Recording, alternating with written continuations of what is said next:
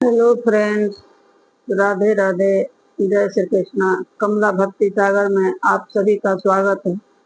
आज एकादशी है, इसलिए मैं गीता के 11वें पाठ का महात्म बता रही हूँ। ध्यान से मन लगाकर आप लोग सुनिएगा। भगवान विष्णु ने कहा कि हे लक्ष्मी, इस अध्याय के महात्म्य से संबंधित अनेक कथाएं हैं जिनमें मेरे विराट स्वरूप की झांकी प्रस्तुत की गई है। इस संदर्भ में मैं तुम्हें एक कथा सुनाता हूँ, सुनो। एक नदी के तट पर एक सुंदर नगर था। उस नगर में सुखानंद नाम का एक राजा राज्य करता था। वह धार्मिक प्रवृत्ति का था और भगवान लक्ष्मी नारायण की बहुत ही पूजा सेवा करता था। उस नगर में एक बहुत बड़ा शिवालय भी था। शिवालय का रख रखाव व पूजा सेवा एक विद्वान ब्राह्मण करता था। वह ब्राह्मण प्रतिदिन स्नान आदि से निवृत्त होकर गीता के 11वें अध्याय का पाठ करता था। राजा भी ब्राह्मण के मुख से प्रतिदिन गीता के 11वें अध्याय का पाठ सुनता था और श्री लक्ष्मी नारायण की सेवा किया करता था। इस प्रकार सेवा भाव के साथ साथ समय गुजरता चला गया। एक दिन राजा गीता का पाठ सुनकर अपने महत्व की ओर जा रहा था। तभी महल से कुछ दूरी पर उसे दो परदेसी आते दिखाई दिए।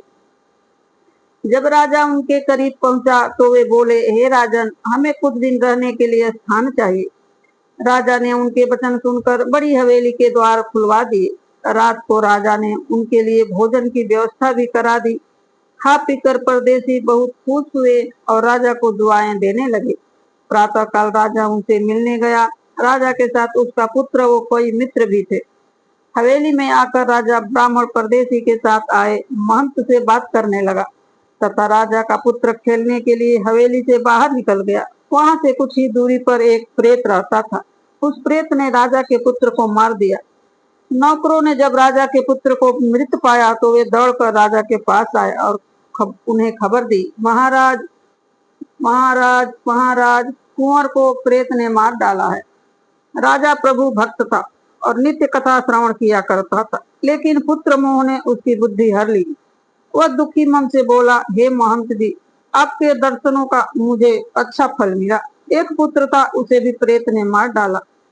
राजा को शोकाकुल देखकर ब्राह्मण ने कहा, हे राजन, धैर्य रखो, चलो देखते हैं कहाँ है तुम्हारा पुत्र। राजा के साथ ब्राह्मण और महंत आदि सभी उस स्थान पर आए जहाँ राजकुमार मरा पड़ा था।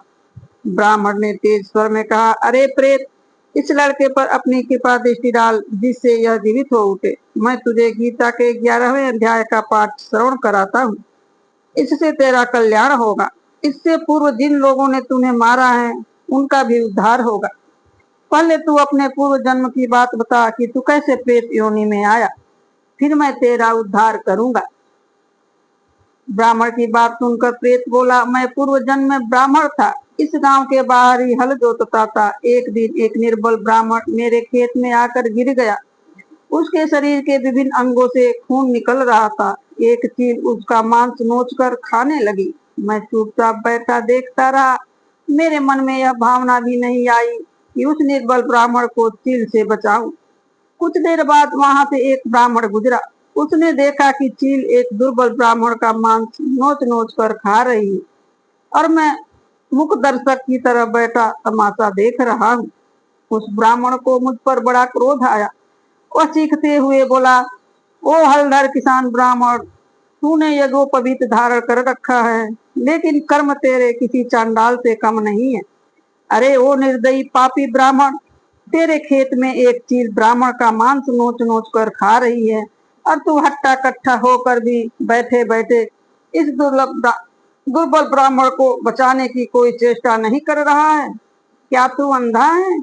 अरे नीच, तू तो पापी है, बहुत बड़ा पापी। वह तीनों कर्मी नरक में जाते हैं जो अपनी आंखों के सामने किसी को लूटता हुआ देखे और वहां से भाग जाए, जो रोगी का हाल पूछने न जाए और जो किसी पर चढ़े भूत को उतारना जानते हों और न उतारें, जो सभी प्राणियों अथवा जीवों की सहायता और उन पर दया करता है, उसे अश्वमेध यज्ञ का फल प्राप्त होता है।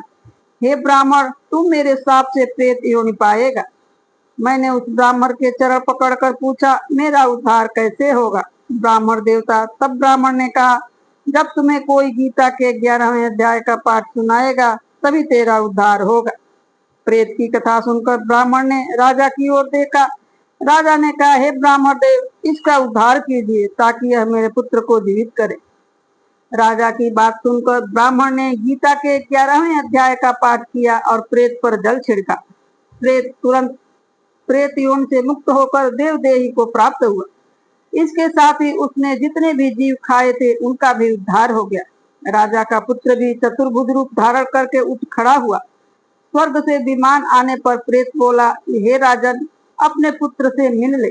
जब राजा अपने पुत्र से मिलने लगा तभी प्रेत फिर बोला, हे राजन, जिसके कुल में एक वैष्णव हो उसके कई कुलों का उद्धार होता है। तू बड़ा वैष्णव है। तब राजा ने पुत्र मोह के कारण पुत्र से कहा कि हे पुत्र, मैं कितना भाग्यशाली हूँ जो मैंने तुझे खोकर भी पा लिया। पुत्र बोला, तू पुत्र किसे कहता है? मैं कई बार तेरा पुत्र हुआ, कई बार तेरा पिता।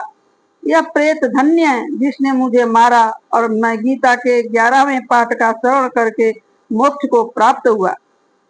राजा ने दुखी मन से कहा, पुत्र, मेरे घर तू ही एक पुत्र था, अब मेरी गति कौन करेगा? पुत्र ने कहा, हे राजन, जिस कुल में एक वैष्णव हो उसका उद्धार होता है। तू चिंतित न हो, अब मैं नारायण के परायण हुआ हूँ। जब से नारायण के दर्शन करूंगा तब तेरे 21 कुलों का उद्धार होगा। यह कहकर राजा का पुत्र और देवदेही पाया प्रेत विमान पर सवार होकर वैकुंठ को चले गए। ब्राह्मण ने राजा को गीता के 11वें अध्याय का पाठ सुनाया और उससे कहा कि मोह माया को त्याग कर गीता के 11वें अध्याय का पाठ करे तथा तुलसी में नित्य जल चढ़ाए। यह कहकर महंत तथा ब्राह्मण चले गए। राजा भी वैकुंठ धाम को प्राप्त हुआ। भगवान विष्णु ने कहा, हे लक्ष्मी, यह गीता के 11वें अध्याय का महात्म्य है जिसकी कथा का अभी तुमने श्रवण किया। बोलो जय श्री कृष्ण। राधे राधे। Hello friends, Radhe Radhe. ये कहानी अच्छी लगी तो लाइक, कमेंट और सब्सक्राइब जरूर करना। जय श्री कृष्ण। राधे राधे।